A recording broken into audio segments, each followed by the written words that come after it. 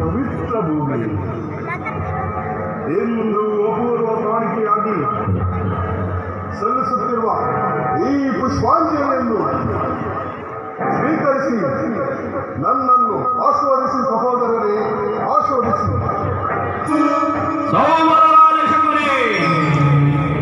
ಹಿಂದೇಕೆ ಮೌನದಿಂದಿರುವೆ? ನಿನ್ನ 99 ಮಂದಿ ಸಹೋದರರನ್ನ, ನಿನ್ನ ಜನ್ಮದಾತನನ್ನ ಅನ್ನ ನೀನಿಲ್ಲದೆ ಕೊಂದ ಆ ದುರ್ಯೋಧನನ ಮೇಲೆ ನೀನು ಮಾಡಿದ ಶಪಥವೇನಾಯಿತು? ಏನಾಯಿತು ನಿನ್ನ ಶಪಥ? ಏನಾಯಿತು?